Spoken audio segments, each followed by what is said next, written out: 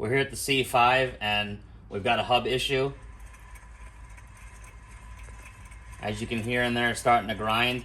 It's not wobbly or loose yet, but it is gonna go out eventually. So we have to start taking everything apart. While we're in here, it's probably gonna be a tie rod end and some ball joints along with the wheel bearing or wheel hub assembly. You need a 6mm Allen here. You put it inside the tie rod end top. That's to hold the nut or the stud from spinning. And then it's an 18mm nut. So we gotta remove that. We got the outer tie rod end off, 18mm with the 6mm hex in the middle. It actually just fell right out, so that's good. Push it out of the way. You wanna disconnect the ABS sensor that goes to the wheel hub.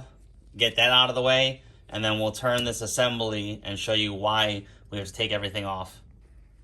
The lower ball joint is a 21mm nut, and again the 6mm hex head for the center to hold it. The upper one is an 18mm, just like the outer tie rod, but you have a 5mm hex in the middle, and that's if it's OEM and original.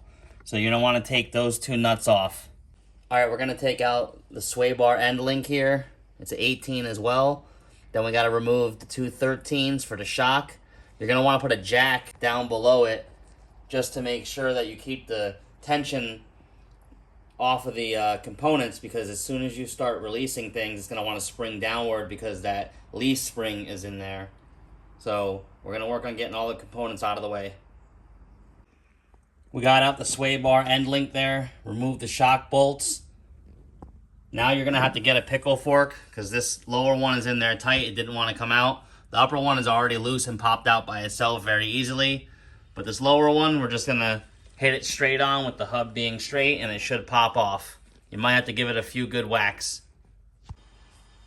Once you have the bottom jacked up again, you can remove the nut and then lower it. And the ball joint will drop right out, leaving it hanging on top, and you can remove it. We got the spindle and hub assembly off of the car. It's not too terrible. You can do it with hand tools. Now that we have it over here, we can check the ball joint. This ball joint was still good. It does have good rubber in there, but since the bottom one was stuck, but the other side boot is torn, so we're going to replace it anyways. So always do it in pairs. We're going to end up doing the tie rod ends on both sides, upper and lower ball joints on both sides. So that'll complete the whole front suspension, along with these isolator bushings as well. We're going to get those out, and then we should have a nice tight front end. To take the wheel bearing out, you're just going to pop the plug out here. Take those 3 T55 screws out. You can use an impact or a long ratchet, and that'll separate the spindle from the hub assembly. We took the 3 T55 bolts out of the hub and got it out. And that about completes it. So we're waiting on some other parts to get everything reinstalled, but it's just a reverse order of everything. Hope this helps. Thanks for watching. Please subscribe.